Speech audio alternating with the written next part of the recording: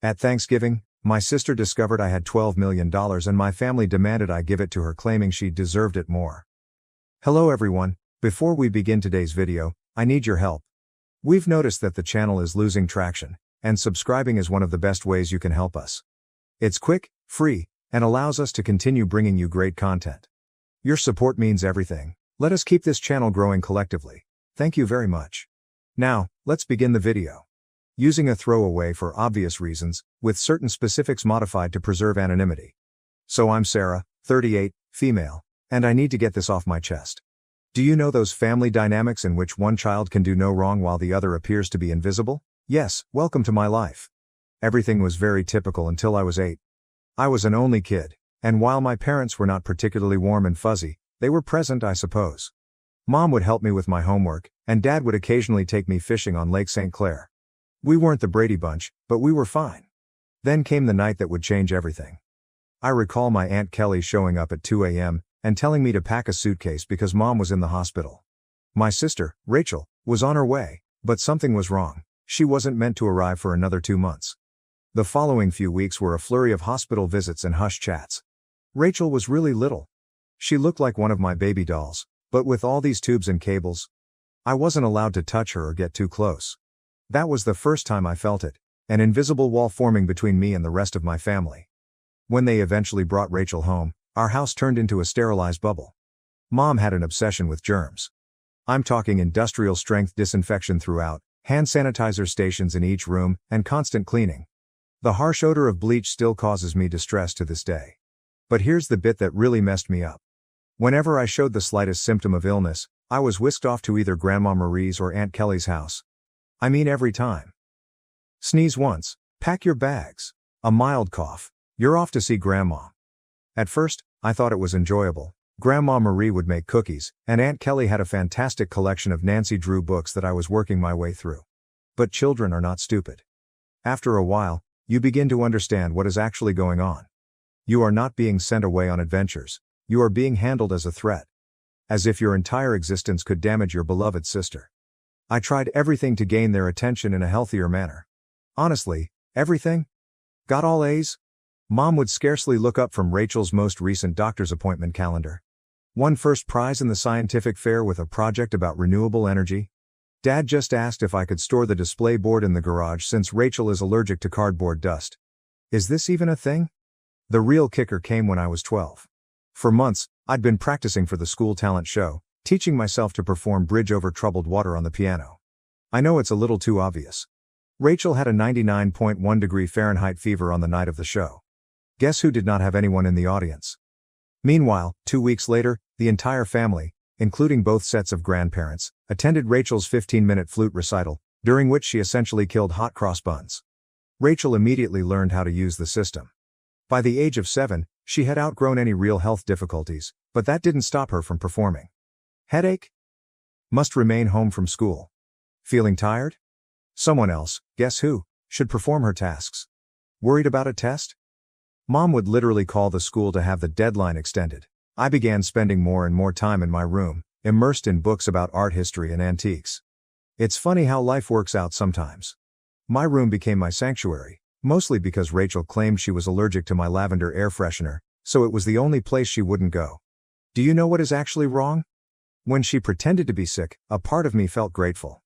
At the very least, I'd be taken to Grandma Marie's, where someone would ask about my day or be interested in what I was about. Grandma was the one who sparked my interest in vintage jewelry. She had an incredible collection of costume pieces that she let me organize and catalog. I suppose I should have regarded it as prophetic. The worst thing wasn't even the clear favoritism. It was how they rewrote history to excuse their actions. Rachel just needs more attention because she had such a rough start. Sarah's always been so independent. Sarah understands that her sister has special needs. Number I did not comprehend. I was a child who didn't understand why having a good immune system made me less deserving of love. Looking back, I can see how these years shaped me. The persistent message that I was somehow unsafe or inconvenient to be around doesn't just go away. But hey, at least it taught me to be self-sufficient. When no one checks your homework or cares about your triumphs, you quickly learn to be your own cheerleader. High school, the majority of people either loved or loathed it. Me, I regarded it as a ticket out. While Rachel was establishing her drama empire in middle school, I was laying the groundwork for my own escape. And let me tell you, nothing inspires you to accomplish more than knowing that no one will do it for you. Remember how I said I spent hours sorting Grandma Marie's jewelry collection? That taught me a valuable lesson: the need for systematic organization and attention to detail. In high school, I approached everything with the same perspective. My desk at home resembled something out of an organization magazine: color-coded notes, meticulously organized study plans, and everything had its place. Rachel teased me about it, calling me Rain Man. Very great, sis. But here's the thing about being invisible: no one is monitoring your failures or successes. So do whatever the heck you want. I joined every club that would not interfere with my part-time employment at Carson's Diner. Thank you to Carol, the owner, for remembering my birthday when my own parents had forgotten. Debate team? Check. Who is the National Honor Society president? Check. Who is the editor-in-chief of the school newspaper? Check. The debate team was when I truly found my voice. There's something quite rewarding about shattering someone's argument while maintaining complete composure. It also taught me how to negotiate, which I didn't realize at the time but would be useful later. I've won states twice. Rachel had major soccer games, therefore my parents were unable to attend both competitions. She was on the C team, did not even play. The game changer the junior year was when things truly became interesting. I took the SAT and received a flawless score. Not like, oh, pretty good, perfect. I mean, perfect. 1600. You know how many people receive that? Less than 1%. I remember staring at the results screen for almost 20 minutes, convinced it was an error. I rushed home to tell my parents. I realized this is stupid. Mom was in the kitchen assisting Rachel with her English homework. The conversation went something like this. My reaction: Mom. Look, I got a perfect SAT score. Mama. That's nice, honey, but can you keep it down? Rachel's trying to concentrate. She has a big test tomorrow. Rachel, you're correct. Yeah, some of us actually have to study, Miss Perfect. She said. Rachel, sweetie, don't stress. You're just a different kind of learner. I still have the hard copy of those SAT results someplace. Never got pinned on the fridge. But Rachel's C+ in English? That infant received primo refrigerator real estate, complete with a "we're so proud of you" magnet. College applications. The college application procedure was interesting. I applied to 15 schools without informing anyone. I wrote all of my own essays, gathered my own recommendations, and handled all of the financial assistance paperwork myself. My guidance advisor, Mr. Chen, was the true MVP. My parents were too busy to help me with the FAFSA, so I stayed late after school. Then acceptances began to arrive. Harvard, Yale, Princeton, Michigan, and each one comes with a scholarship offer. I stored them all in a locked box under my bed, knowing what would happen if Rachel discovered them. They'd suddenly shifted their focus entirely to her. But if Sarah goes to Harvard, I'll be all alone. Or some nonsense like that. The day I received my full ride offer from UMich, Rachel joined JV cheerleading. Guess which one was celebrated with a family feast? Hint, I had microwave mac and cheese in my room while they went to Olive Garden. But, you know what? The scholarship was my golden ticket. Tuition, lodging and board are all included, as is a book allowance. I could finally leave that house, where I was either invisible or inconvenient. The day I received my acceptance package, I went to my favorite spot in the local library, a fourth-floor window seat overlooking the park, and grieved for an hour. Not sad tears. There were tears of relief. When I told my parents at supper that I was going to UMich, they were ecstatic. He said, Michigan? But that's so far. What if Rachel needs you? She replied, I hope you're not expecting us to help with expenses. Rachel's cheerleading competitions are very costly. Rachel is crying. Oh my God, finally. Can I have your room? I need space for my TikTok videos. The summer before college I worked double shifts at Carson's Diner to save money. Carol, bless her heart, always gave me additional tips and made sure I got to take home leftover pie at the conclusion of my shifts. She also taught me a vital skill: how to recognize genuine people in a society full of fakes. Baby, she'd tell me, in diners and in life, the ones making the most noise usually have the least to say. Move-in day at U Michigan? My folks couldn't attend because, surprise, Rachel had a cheerleading competition. Aunt Kelly drove me instead, helped me set up my dorm room, and gave me a $500 envelope. Your Grandma Marie wanted you to have this, she told me. She's so proud of you. Later, I learned that Grandma had been saving that money from her Social Security checks for months. That first night in my dorm room, I promised myself, I was going to create such a wonderful life that being overlooked would be inconceivable. Not for vengeance. Nothing to prove to my family. But what about the 8-year-old girl who used to get sent to Grandma's house for sneezing? College and the beginning of something new. College went by in a flurry of all-nighters, instant ramen, and heavenly independence. I graduated summa cum laude from the University of Michigan. Not that my folks noticed. They were too busy helping Rachel transfer to her third college in 2 years. But this is where the plot takes an unexpected turn. I got an entry-level job at Everett and Phillips Auction House in Detroit. I won't use the real name for obvious reasons, but if you're in the business, you probably know who I'm talking about. A genuine high-end establishment, many old money clients, that type of transaction. I began with their estate sales business, which involved documenting the belongings of wealthy individuals after their deaths. Not exactly glamorous, but it paid the bills. The breakthrough. My first several months were very standard, logging countless china sets, categorizing vintage furniture, and so on. Next followed the Kingston estate. Mrs. Kingston was an elderly widow who had died with no children, leaving behind what everyone assumed was a huge collection of costume jewelry. Rooms filled with the material? This is where those hours at Grandma Marie's came in useful. I'm looking through this stack of jewelry when something catches my attention. It's an Art Deco brooch. Nothing really showy, yet something about it felt different. The weight was unsuitable for costume jewelry. The clasping mechanism was far too complex for a copycat. I believe I spent my whole lunch break that day researching old jewelry markers and signatures. I ended up staying late at the office to use the company's membership to several antique jewelry databases. The more I looked, the more certain I got that this was not costume jewelry. It was the real stuff. Problem was, I was the new girl. Nobody would believe me if I claimed we had a potential treasure on our hands. So I did what the debate team taught me. I meticulously prepared my argument. I spent 2 weeks during lunch breaks and evenings learning everything I could about Art Deco jewelry authentication. I even used some of my pitiful excuse for savings to pay for an online gemology course. Finally mustered the guts to approach my boss, Mr. Harrison. I brought the entire presentation, which included comparative images, historical documentation, and the works. The conversation went something like this. My response: "Sir, I think we might have something significant in the Kingston collection." Harrison, scarcely looking up from his phone, says, "Sarah, we've already cataloged those as costume pieces." You are correct. I know, but look at these maker's marks. They match perfectly with Cartier's 1925 signatures. Harrison, finally paying attention. Where did you learn all of this? My reply was, I did some research. Long story short, the costume brooch sold for $47,000 at auction. It turns out that it was part of a limited collection created for some European set in the 1920s. But here's the real kicker. Harrison started to trust me after that. He began giving me other artifacts to authenticate. Suddenly, my pointless pastime of sorting antique jewels acquired real significance. I devoted myself to learning everything I could about vintage jewelry. I took every online course I could afford. I spent weekends at estate sales, researching items. Even began a small notepad to document various authentication procedures. My apartment looked like a jewelry scholar's fever dream, with walls covered with printouts of vintage hallmarks and certification guidelines. The auction house started getting results. I was discovering important items that others had overlooked, developing contacts with collectors, and knowing the market. My commission checks became larger. For the first time in my life, I was not simply surviving, I was also saving money. Family?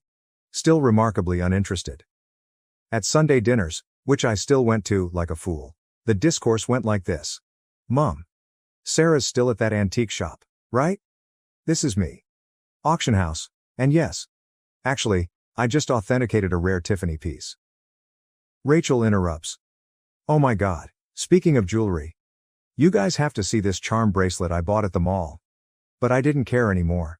For once in my life, I had discovered something wholly mine. Something I was actually excellent at. Something unrelated to being Rachel's sister or family disappointment. The Rothschild collection. Then came the Rothschild collection. This was about 2 years into my employment at the auction business. A massive estate. Old money family. There's a lot of buzz in the industry. I was part of the team that cataloged their jewelry collection. And that's when I noticed it. A fairly commonplace Art Nouveau piece that everyone else had missed. I spent 3 days investigating it. I barely slept. It turned out to be a piece from a famous French jeweler's private collection, which was supposed to have been lost during World War II. When it sold at auction for $238,000, Harrison summoned me to his office. I believed I was being promoted. Instead, he said something that completely changed the situation. "Sarah, you're wasting your talent here. You should be running your own authentication business." Initially, I shrugged it off. Me? Start a business? With what money? However, the notion took root. I began doing modest freelance authentication projects on the side. Word spread that I had a terrific site. Private collectors began contacting us directly. One night, I was sitting in my modest apartment, surrounded by jewelry manuals and authentication tools that I had gradually accumulated, when I had an epiphany. This is something I could actually do. I could create anything on my own. So I did what any reasonable person would do. I took out a large debt against my car. I emptied my savings account. I rented a small office space in a less desirable area of town. People believed I was insane. Perhaps I was. I transformed a storage room above a Chinese restaurant that was about the size of a college dorm room. The rent was low because it always smelled like Kung Pao chicken, and the Wi-Fi only functioned if you sat in the corner by the window. But it was mine. The struggle. The first few months were interesting, and by interesting, I mean scary. I'd awaken at 4 a.m. with cold sweats, calculating how many months till my savings ran out. Loan payments felt like a rope around my neck. My office furnishings comprised of, I purchased a card table from Goodwill. A chair I literally found on the curb. Don't worry, it was thoroughly cleaned. However, in the world of high-end jewelry, reputation and contacts are everything. And my experience at the auction house provided me with both. I started small by doing authentication work for local antique dealers. My fees were lower than the larger organizations, but my attention to detail was becoming known. Word spread. 6 months later, a watershed moment occurred. A dealer I had dealt with at the auction house inquired about a collection of Victorian-era brooches. The owner requested confirmation before selling. It turned out to be a massive collection, with pieces from 3 generations of families. I worked on it for 2 weeks straight, rarely sleeping and documenting everything. I discovered 2 extremely rare pieces that had been misinterpreted as later replicas. The owner was so delighted with my detailed analysis that she not only paid my fee, but also offered me a 10% commission when the piece sold. Was that a commission? $86,000. More money than I had earned in the preceding 2 years combined. Suddenly, my phone rang. A lot. Private collectors have heard about my knack for finding missed pieces. Estate lawyers seeking advice on inherited jewelry. Even my previous auction house began sending me authentication work. I'm quite sure Harrison was secretly helping spread the news. Thanks, boss. Scaling up. By year 2, I'd hired my first employee, Jenny, a fresh gemology graduate who reminded me much too much of myself at that age. She was extremely intelligent, yet she was neglected since she was quiet.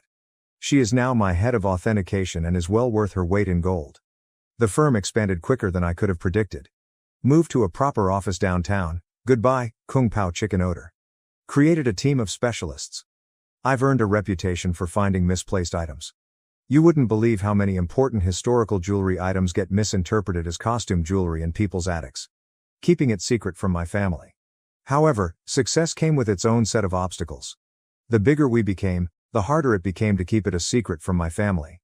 They still thought I worked in an antique shop. Rachel would make these sarcastic remarks during family dinners. Rachel asks, "Sarah, I have some old jewelry I was going to donate to Goodwill. Maybe your little shop would want it?" Me, having just authenticated a $1.2 million Fabergé item that morning. "Sure, I'll look into it." Mom continues to introduce me to everyone as my other daughter. She works with old jewelry or something. Meanwhile, I was quoted in Forbes, luckily under my company name, and we had recently built our 3rd office. What's strange about it? Keeping the secret became almost enjoyable. Like this private joke with myself. I'd sit at Sunday dinner in my Target discount outfit, really Chanel, listening to Rachel speak about her entry-level marketing job, knowing I'd just closed a deal for more than her annual income. I even started playing tiny games with myself, such as wearing authentic Harry Winston pieces to family gatherings and seeing whether anyone noticed. They never did. Rachel once spent 20 minutes showing off her expensive $200 Michael Kors watch. I was wearing a vintage Patek Philippe that cost more than her automobile. Managing growth. However, the real challenge was managing growth. By year 5, we'd established offices in Detroit, Chicago, and New York. I spent more time on airplanes than in my own bed. We built a reputation for discretion. It turns out that many wealthy people want their jewels verified without the rest of the world knowing. The money was enormous. For example, we needed to hire a large team of financial advisors. Nonetheless, I maintained a relatively modest lifestyle. I purchased a nice, but not flashy house in a desirable neighborhood.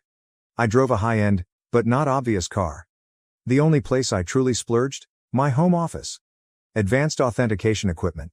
The most effective security system money can buy. A custom-built vault to make Fort Knox envy.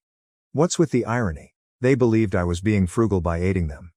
Mom would remark things like, "It's so sweet of Sarah to help out. She must be eating nothing but ramen to manage it."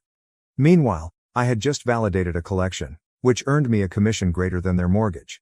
You know what's strange about success? The more you have, the more difficult it is to explain to others who have always perceived you as inferior. It's like explaining color to someone who has only seen black and white. They lack the necessary context. By this stage, my company was doing really well. We had the Midwest's high-end jewelry authentication industry cornered, and our reputation was solid gold, pun intended. But every Sunday, I'd travel to my parents' house for dinner, playing Sarah, the modest antique shop worker. The cognitive dissonance was becoming ludicrous. I'd spend my mornings on conference calls with Dubai collectors, my afternoons authenticating million-dollar pieces, and my evenings at my parents' house in carefully chosen normal clothes, eating Mom's overcooked pot roast while Rachel dominated the conversation with stories about her latest marketing triumph. Usually something like bringing her boss's coffee without spilling it.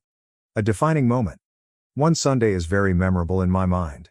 I had just completed a huge transaction, authenticating a missing Cartier piece that had been resting in someone's safe deposit box for 40 years. Was it just the commission? 7 figures. I drove directly from the meeting to my parents' place, still euphoric from the successful authentication. She said, "Sarah, honey, is everything okay? Your clothes are looking a bit worn." "Oh, trying to save money," I said, wearing a $3,000 cashmere sweater that I had purposefully chosen for its subtle appearance. Rachel responded, "Well, if you'd gotten a real job instead of playing with old jewelry." "Your dad." "Rachel, be nice, not everyone can be as successful as you." I almost choked on my pot roast, trying not to laugh. The anonymous transfers monthly payments to my parents began about this time.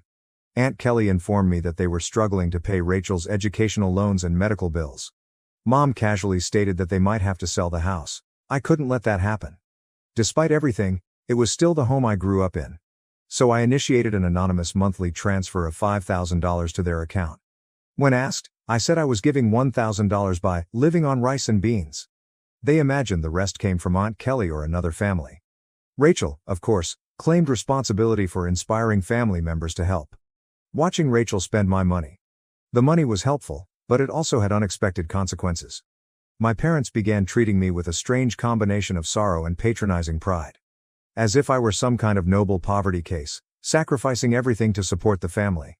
Meanwhile, Rachel's spending became more extravagant. She'd arrive for dinner with new expensive bags, claiming they were outlet finds. They weren't. I can recognize a genuine Gucci at 20 paces. She began taking extravagant vacations and bragging on Instagram about her fortunate life. I'm very convinced she used my support money for shopping sprees. However, I remained silent. The irony was simply wonderful. The MBA drama. Then came the college fund drama. Rachel revealed that she wants to return to school for her MBA. Another private university, of course. Only the best for the golden child. Mom contacted me in tears, explaining how they couldn't afford it.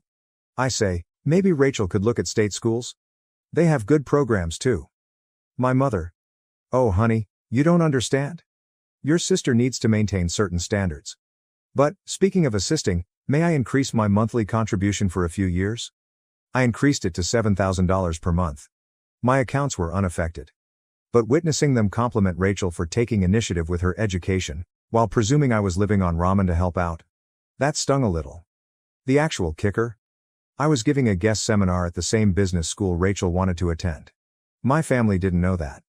The dean personally invited me to give a lecture on luxury goods authenticity and business growth.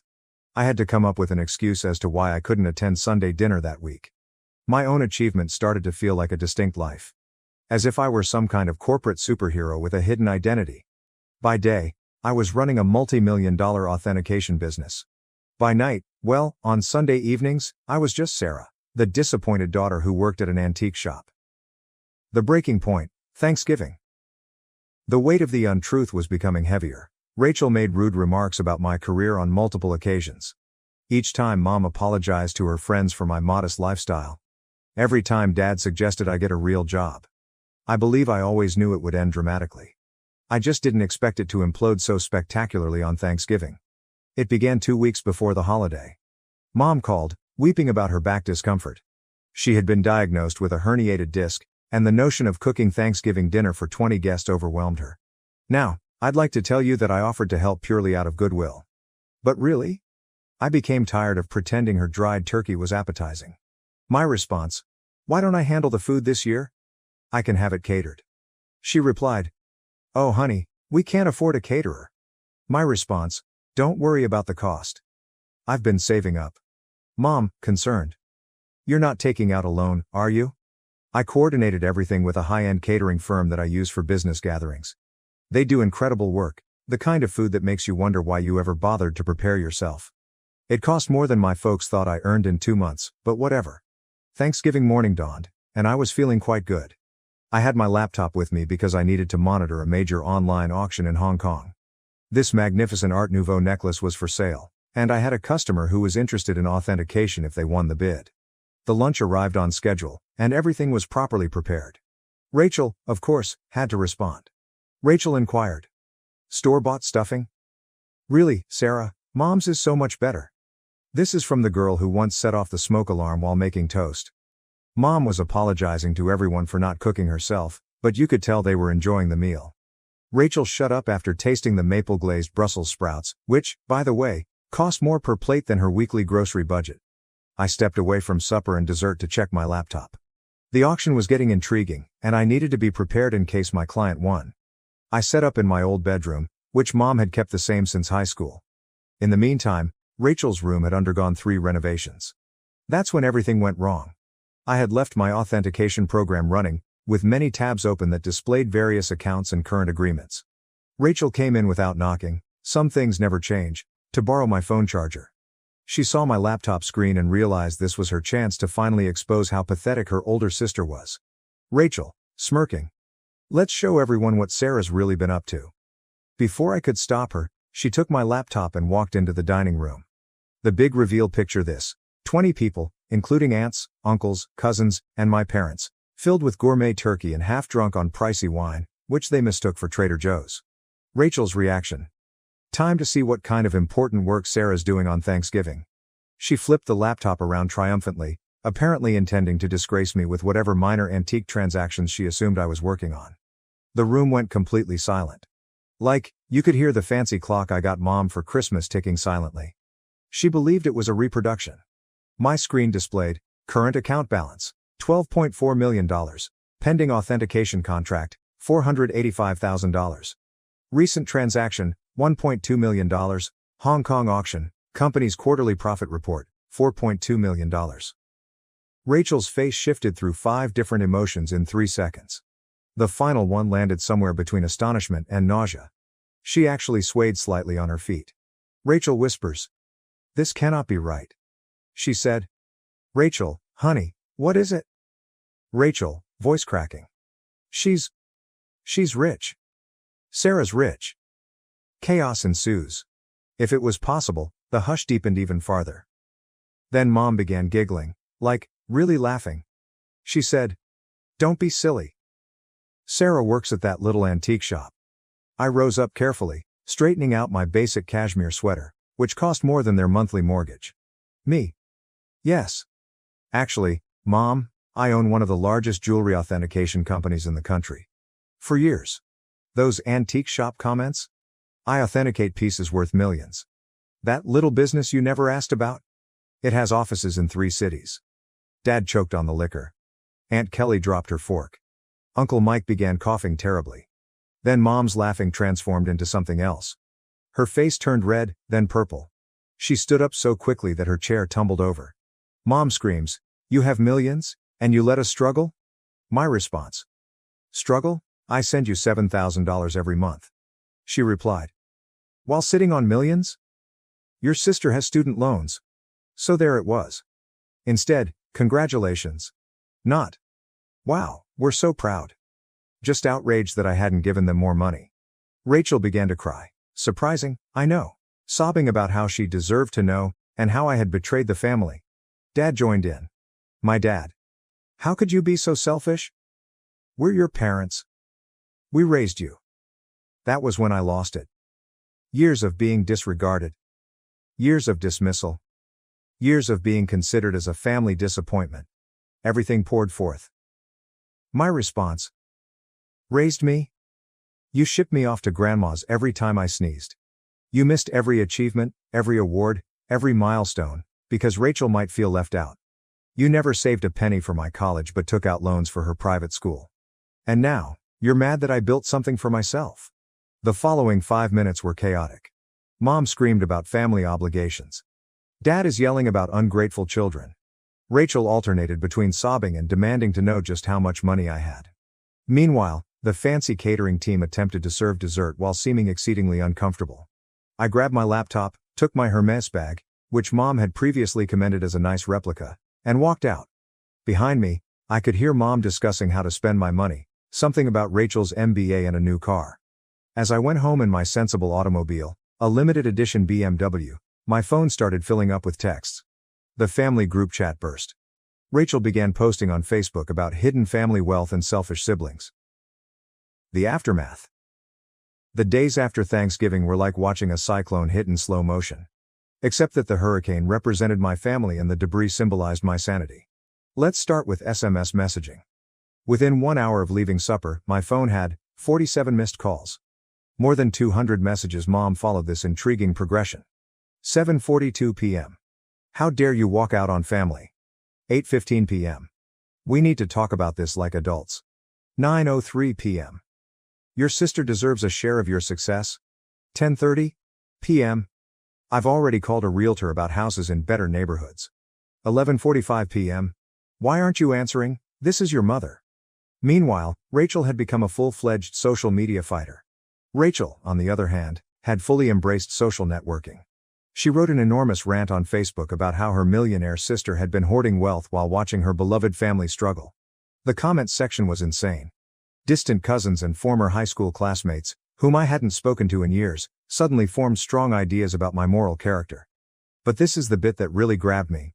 Rachel actually posted, all those years of me trying to help Sarah's career, giving her advice about moving up from that little antique shop, and she was secretly wealthy. The betrayal hurt so much I nearly threw my phone across the room. What was the only career advice she ever gave me? I suggest I try selling jewelry on Etsy. If you're unfamiliar with the term, flying monkeys occur when toxic family members send others to guilt trip you. Aunt Susan, whom I saw maybe once every 3 years, called to inform me that family is everything. Uncle Bob, who I'm pretty sure still believes I'm 12, emailed me a lengthy lecture on the importance of sharing wealth. Even my third cousin's wife's sister, how did she acquire my number, felt compelled to express her thoughts on family obligation. But the real fun began when they arrived at my workplace. I arrived in on Monday morning to find Mom, Dad, and Rachel sitting in our reception area. They informed Jenny, my receptionist, that they had an appointment for authenticating services. Rachel clutched her Michael Kors bag as if it was genuinely worth something. The conversation went about as well as one would expect. Your mother. We've discussed it as a family. I said. A family discussion, without the family member you're discussing. Mom, ignoring me. And we think it's only fair that you set up trust funds for everyone. Rachel responds. I need at least $2 million to start my new life properly. Dad said. And your mother and I would like to retire. We're thinking a beach house in Florida. This is me. Did you miss the part where I've been sending you $7,000 monthly? Rachel responds. That's nothing compared to what you have. You owe us. You're thinking, I owe you? For what, exactly? The years of being ignored? The missed graduations? The constant comparisons? Mama. Don't be dramatic, Sarah. We gave you everything. My response. No. I gave myself everything, and you know what? I'm done. Right there in my own office lobby, I took out my phone and canceled the monthly transfers to their account. Mom gasped as if I'd slapped her. Rachel began her phony crying performance, but quickly stopped when she saw it wasn't working. Then things became ugly. They refused to leave. I had to contact security. Seeing my 60-year-old mother being dragged out while yelling about ungrateful children was bizarre. Jenny asked whether I wanted to press charges. I said no. However, I did have their names placed on the building's do not admit list. The harassment lasted for weeks. New telephone numbers. Fake email addresses. Even tried to contact me through my company's customer service. I finally had to issue a formal legal notice, threatening harassment charges. Mom then played her final card. She called Grandma Marie, but here's the thing about Grandma Marie, she is wiser than all of them together. How did she respond? Good for Sarah. About time someone in this family succeeded on their own terms. Mom did not speak with her for 2 months after that. It has been 6 months since Thanksgiving. I relocated to a new home, with better security. I changed all of my numbers. What about the company? We are doing better than ever. It turns out that my family problems attracted several high-profile clients who respected my caution in the circumstance. Rachel continues to write passive-aggressive updates about toxic wealth and family betrayal. According to what I've heard, she is beginning her own jewelry authentication firm. Good luck on that. Mom and Dad finally stopped trying to contact me when my lawyer wrote them an official letter outlining how the harassment charges would affect their lives. They're now informing everyone that they never wanted my money anyway, and that they're praying for my salvation. What's the best part? For the first time in my life, I feel liberated. No more Sunday dinners full of sly insults. No more downplaying my accomplishments to spare their feelings. No longer financing for the Rachel show. My therapist believes I am finally establishing healthy limits. I say, I am finally living authentically. So, that is my story. Reddit? Thanks for allowing me to share it. Special thanks to the catering firm, who sent me a Christmas letter stating that the Thanksgiving meal was the highlight of their year. Edit, responses to common questions. Yes, I am still in treatment. No, I do not regret cutting them off. Yes, Grandma Marie is doing well. She's coming to visit next month to help me catalog a new collection. One last thing. To Rachel. I know you're probably reading this. What about the Cartier bracelet you're wearing in your most recent Instagram post? Definitely a fake. Just saying. Thank you for watching. If you haven't subscribed yet, please do so and hit the notification bell to stay updated with more shocking real-life stories happening around you. My family kicked me out because my sister falsely accused me of stealing her engagement ring. 3 years later, they discovered it in the garbage disposal. I never thought I'd be recounting this story, but here goes. I'm Elliot, and 3 years ago, my life was turned upside down by a bogus complaint filed by my older sister Gemma, 29. I grew up in a little Ohio town with my parents, John 55, Lisa 53, and my sister Gemma. We lived in a modest 2-story house that my parents bought when they first got married. It wasn't luxurious, but it was home. My father taught high school math, while my mother worked as a nurse at the local hospital. They were not wealthy, but they ensured we had all we needed. Growing up, Gemma and I were quite close. We'd spend hours playing in our backyard, climbing the ancient oak tree and making up elaborate games. She was always in charge, drawing up the rules and narratives, while I was glad to follow along. As we grew older, however, things began to change. Gemma was always the overachiever. She was at the top of her class, captain of the debate team, and seemed to flourish in anything she did. In comparison, I was more relaxed. I did okay in school, but I was never as motivated as Gemma. As we entered adolescence, this discrepancy weakened our bond. By the time Gemma left for college, we'd grown apart. She received a scholarship to a prestigious university, whilst I remained in my hometown and attended community college. I wasn't sure what I wanted to do with my life, so I took a variety of classes to figure it out. After graduating from college, Gemma moved to the city and started working for a huge marketing agency. She'd return home on holidays and weekends, full of stories about her intriguing life and successful career. I couldn't help feeling inadequate in comparison. I was still living at home, working part-time at the local grocery store, and figuring out my next move. Despite our differences, I had always imagined Gemma and I were all right. We weren't as close as we had once been, but I chalked it up to growing older. I had no idea how quickly things might go apart. Gemma and her boyfriend Tom, 31 million, got engaged 3 years ago. They'd been dating for 2 years, and everyone was thrilled. My parents idolized Tom, a lawyer from an affluent family. He proposed with a magnificent diamond ring that has been in his family for generations. Gemma was ecstatic and couldn't stop showing it off to everyone. The engagement celebration was a large event. My parents invited everyone in town to celebrate with us. I remember feeling a little out of place among the wealthy guests Gemma and Tom had invited from the city. I stayed close to my old high school friends who were still in town, feeling more comfortable with them than with Gemma's sophisticated attire. A month after the engagement, all hell broke out. It was Tuesday afternoon and I had the day off from work. I was in my room, playing video games and enjoying the peaceful atmosphere. Gemma was visiting for a week, taking some time off from work to start planning the wedding with our mother.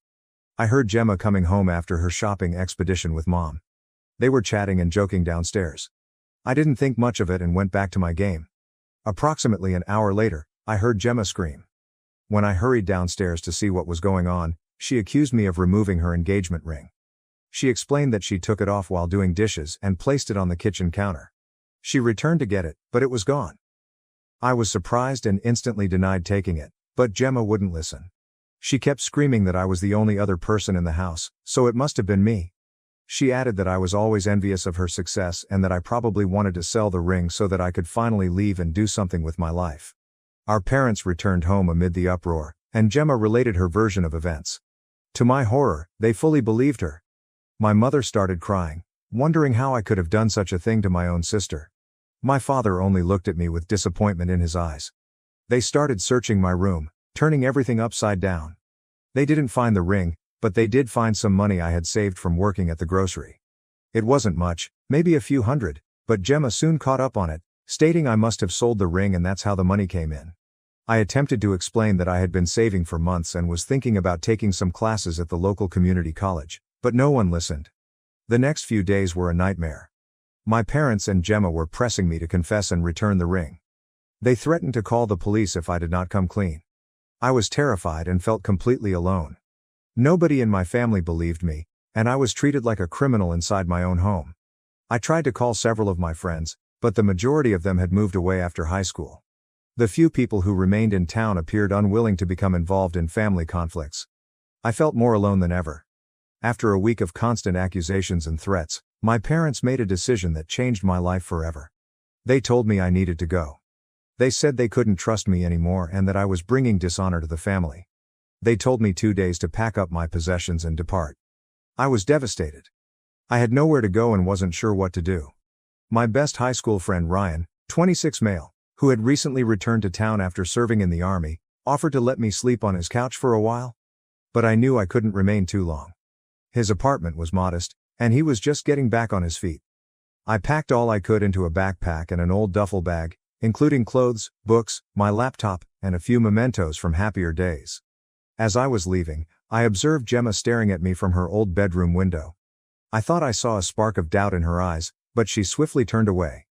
Walking out of that house, which was all I knew, was the most difficult thing I'd ever done.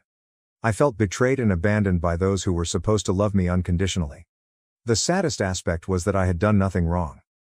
I spent the following 2 months alternating between Ryan's couch and inexpensive motels as I could afford them. I grabbed any odd job I could find to make ends meet. I've worked as a dishwasher, a dog walker, and even for a few weeks on a construction site. It was a challenge, but I was determined to establish my innocence and achieve success on my own. Eventually, I secured a steady job at a warehouse on the outskirts of town. The job was difficult, the hours were long, but the income was consistent. The pay was not great, but it permitted me to rent a modest room in a shared house with other warehouse employees. I gradually tried to restore my life, but the anguish over what had transpired remained. I'd lie awake at night, replaying the events in my mind and wondering how they had gone so wrong. How could my family have turned on me so quickly? How could Gemma, who had grown up with me and knew me better than anyone else, think I'd do such a thing? I ended all communication with my family. They tried to call me multiple times in the beginning. My mother would leave passionate voicemails encouraging me to return home and make things right. My father sent a few short text messages signaling that we needed to talk. Gemma did come to the warehouse once, but I declined to see her. I couldn't bear to talk to them after what they had done. They were no longer my family. I lived like this for 3 years. I met new people at work and in my shared house. We'd hang out after shifts to drink beer and watch games. It wasn't the life I had envisioned for myself, but it was mine, and I'd built it from scratch. I worked hard and was eventually promoted to shift supervisor at the warehouse. I began taking online courses to master business management. I was slowly deciding what I wanted to do with my life. But there was always a part of me that was angry and hurt by what had happened.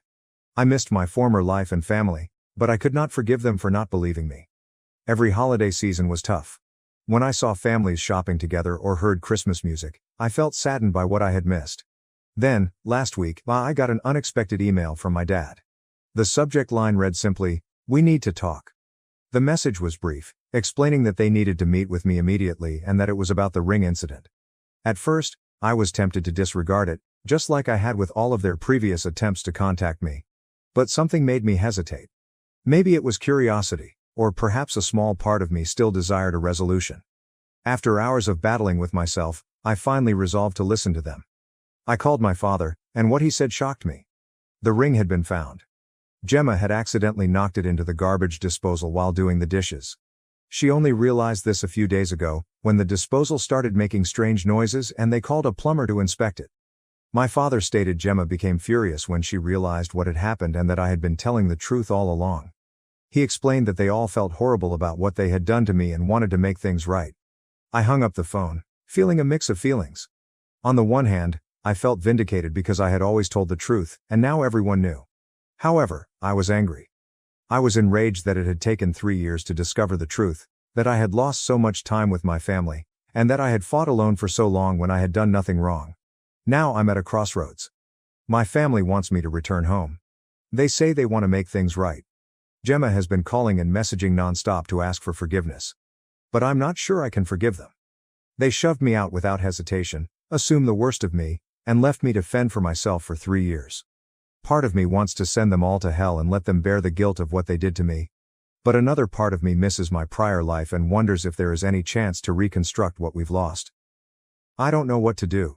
Should I give them a chance to make amends, or should I keep living the life I've built for myself without them? I'm torn and would appreciate some outside perspective on this entire situation. Update 1. It has been a week since my last post, and a lot has transpired. I'd want to thank everyone for their advice and support. It actually helped me process my emotions and decide what to do. After much thought, I decided to meet with my family. I felt I owed it to myself to confront them and seek closure, even if I wasn't convinced about reconciliation. We planned to meet in a neutral location, a small coffee shop in the next town over. I chose it because it was far enough away from our hometown that we would not run into anyone we knew, yet close enough that anyone could get there without much effort. I was very worried on the day of the meeting. I hadn't seen my family in 3 years and was unsure what to anticipate. I arrived at the coffee shop early and chose a table in the corner where we could have some privacy. When they walked in, it was like a punch in the gut. Seeing them after 3 years was intense. My mother burst into tears as soon as she saw me. She seemed older than I remembered, with grayer hair and lines around her eyes. My father looked sick and exhausted, his shoulders dropping as if he were carrying a heavy load. Gemma couldn't look me in the eyes at first. She seemed smaller and less confident than the sister I remembered. We sat down, and for a while, nobody knew what to say. They all began talking at once, with apologies tumbling out. My parents said they had failed as parents by not trusting me and kicking me out. They professed regretting their decision every day since, but pride and humiliation had kept them from reaching out sooner. My father, who had always been a man of few words, spent hours talking about how he had replayed those days in his mind, trying to figure out how he could have been so blind. He claimed he had always taken pride in being fair and rational, but emotion had clouded his judgment when it was most needed. My mother told me, through tears, how she had kept my room exactly as I had left it, hoping that one day I would return. She reported that she would wake up in the middle of the night, believing she had heard me arrive home, only to learn what had happened. Gemma went into tears, saying she would never forgive herself for accusing me and ruining our relationship. She said that she had always looked up to me when we were kids, even though I was younger. She admitted that she had been so absorbed with her own life and problems that she had lost sight of what was really essential. As they talked, memories from our childhood came flooding back. I remembered how Gemma stood up for me when I was bullied in middle school. I thought of all the times we'd laughed together, shared secrets, and supported each other through terrible times. It exacerbated the pain of betrayal while also reminding me of the wonderful times we'd shared. I heard what they said, but I couldn't bring myself to forgive them right away. The grief and fury from the preceding 3 years were too acute. I told them I needed time to process things. They appeared to understand and did not ask for more. My mother attempted to hug me before we left, but I backed away. I wasn't ready for that kind of closeness yet. The hurt look on her face almost persuaded me to reconsider my decision, but I stood firm. I needed to protect myself emotionally. After the meeting, I went back to my apartment and carefully contemplated what I wanted. Did I wish to return to my prior life? Can I ever trust them again? Was it worth striving to mend our relationship? I realized that, while I missed having a family, I had also grown substantially over the previous 3 years. I had become self-sufficient, strong, and had built a life for myself from scratch. I wasn't the same person they had kicked out 3 years ago. I thought about my warehouse job, online education, and the people I'd made. I worked hard to get where I was, and I felt proud of what I had accomplished on my own. The notion of quitting that and returning to my old life made me feel terrible. At the same time, I couldn't deny that seeing my family elicited a range of emotions. Despite everything, I continued to love and miss them. I pondered if I could be in a relationship with them while maintaining my independence. After a few days of deliberation, I made a decision. I phoned my parents and told them that, while I appreciated their apology, I wasn't ready to totally reconcile. I told them I needed more time and space to heal. I also set some boundaries. I stated that I was willing to retain minimal contact with them, but I wasn't going back home or pretending nothing happened. I informed them that if we were to continue our relationship, it would have to be on my terms. They expressed disappointment but acknowledged their understanding. They agreed to respect my boundaries and give me the time I needed. My mother asked if she might call me once a week to check in, and I agreed, figuring it would be a good way to gradually re-establish confidence. As for Gemma, I've opted to keep my distance for the time being. Her actions had had the greatest impact on me, and I was not yet ready to forgive her. I informed her that I needed more time before I could consider having another relationship with her. She was upset, but said she understood and would wait until I was ready. It's been a difficult week, with many emotional ups and downs. I've had moments when I doubted my decision, wondering if I'm being too harsh or if I'm giving up an opportunity to rejoin my family. But then I remember how quickly they turned against me, and I understand I'm doing the right thing by taking it slow. I've also been studying therapy possibilities. Many of you suggested it in the comments, and I believe it would be beneficial to consult with a professional while navigating this difficult circumstance. I've never been to therapy before, so I'm scared, but I believe it will be useful to me. For the time being, my main focus is on my career and studies. I have a large project coming up at work, and I'm determined not to let all of this family drama distract me from my objectives. I'm also considering moving to a better apartment. I've been saving, and I think I'm ready for my own house without roommates. Thank you for your continued support.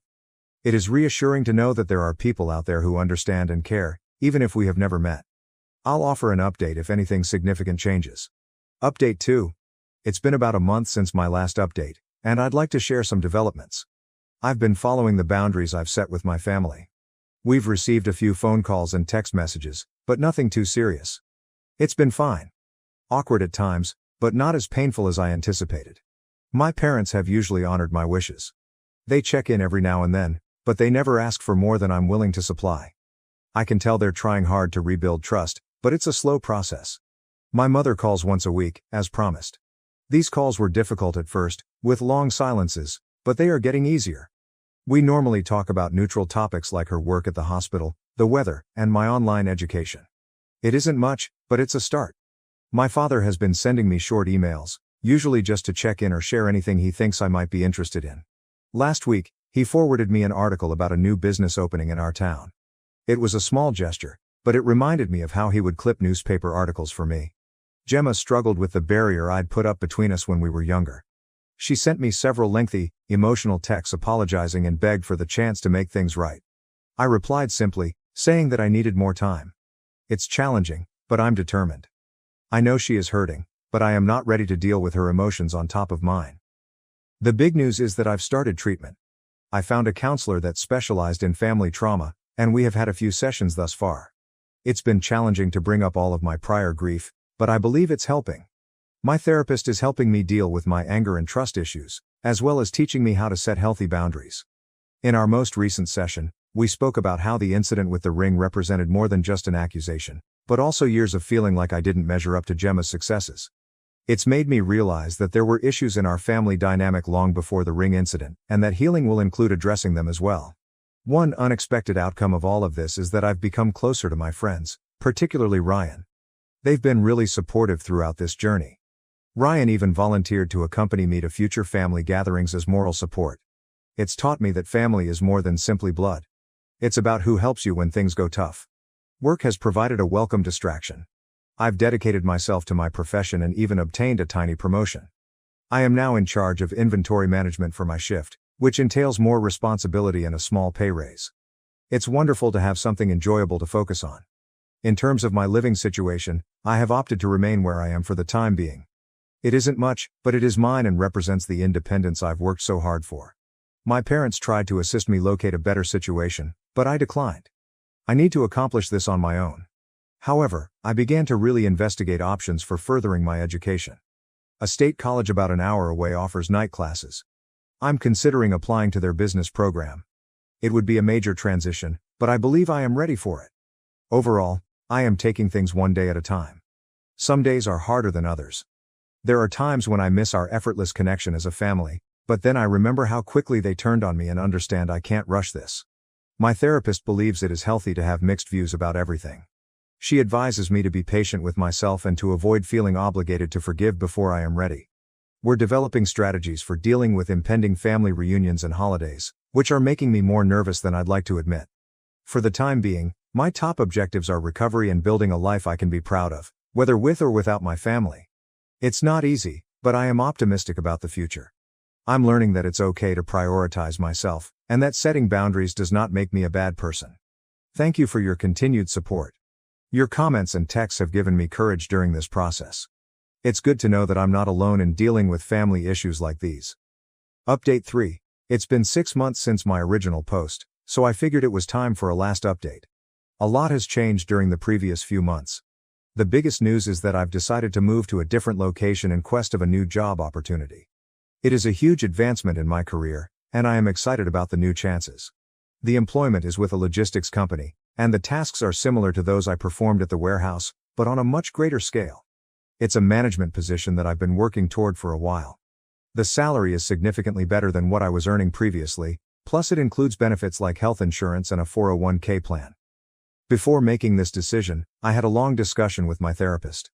We discussed how this move will affect my healing process and my relationship with my family. Finally, we agreed that this may be a positive experience for me, an opportunity to truly stand on my own 2 feet and establish myself outside of the family drama. I notified my parents of the transfer last week. They were surprised and unhappy, but they expressed their understanding. My mother cried a little, saying she had hoped we'd have more time to repair our connection before I left. My father was more stoic, but I could see he was disappointed too. They were both apprehensive about me being alone in a foreign environment, but I assured them that I would be fine. Gemma took it the hardest. After I told her, she arrived unannounced at my flat, pleading with me not to leave. She acknowledged that she thought she was losing me all over again. It was a difficult conversation, but I stood my ground. I advised her that I needed to do this for me, and that our connection was not such that her view could influence my decision. Our relationship is improving, but it's not ideal. We've had several family dinners in recent months. They've been uncomfortable and awkward at times, but we're gradually adjusting to being around each other again. Trust is a key concern. I occasionally question their motivations, wondering if they actually believe what they say or if they are merely trying to alleviate their guilt. My therapist has been invaluable throughout this. She's helped me understand my feelings and set boundaries. She has stated that forgiving does not involve forgetting or pretending that the pain never occurred. It's about letting go of my anger so that I can achieve peace of mind. I've taken that to heart. While I doubt I will ever forget what happened, I am working to forgive my family, not for their sake, but for mine. It was difficult to hold my anger and hatred, and I'm ready to let it go. As I prepare for this relocation, I have been reflecting on all that has happened. 3 years ago, I felt my life was over. I had lost everything, including those I cared about. But now I realize how much I learned from that experience. I'm stronger, more independent, and have a better sense of my own worth than I ever have. I'm not sure what the future holds for me and my family. We plan to stay in touch after I relocate, with weekly phone calls and visits during the holidays. It's a start. Perhaps with time and distance, we can create something new. For the time being, my attention is directed towards the future. I am excited about my new job, the new city, and the opportunities that await me. I've started searching for apartments online and researching the area where I'll be living. It's a mix of excitement and trepidation, but I'm mostly looking forward to this new chapter in my life. Whatever happens to my family, I am confident I will be fine. I've proven to myself that I can handle whatever life throws at me, and I've discovered the importance of surrounding myself with people who believe in and support me, whether they're related or not. My family kicked me out because my sister falsely accused me of stealing her engagement ring. 3 years later, they discovered it in the garbage disposal. I never thought I'd be recounting this story, but here goes. I'm Elliot, and 3 years ago, my life was turned upside down by a bogus complaint filed by my older sister Gemma, 29. I grew up in a little Ohio town with my parents, John 55, Lisa 53, and my sister Gemma. We lived in a modest 2-story house that my parents bought when they first got married. It wasn't luxurious, but it was home. My father taught high school math, while my mother worked as a nurse at the local hospital. They were not wealthy, but they ensured we had all we needed. Growing up, Gemma and I were quite close. We'd spend hours playing in our backyard, climbing the ancient oak tree and making up elaborate games. She was always in charge, drawing up the rules and narratives, while I was glad to follow along. As we grew older, however, things began to change. Gemma was always the overachiever. She was at the top of her class, captain of the debate team, and seemed to flourish in anything she did. In comparison, I was more relaxed. I did okay in school, but I was never as motivated as Gemma. As we entered adolescence, this discrepancy weakened our bond. By the time Gemma left for college, we'd grown apart. She received a scholarship to a prestigious university, whilst I remained in my hometown and attended community college. I wasn't sure what I wanted to do with my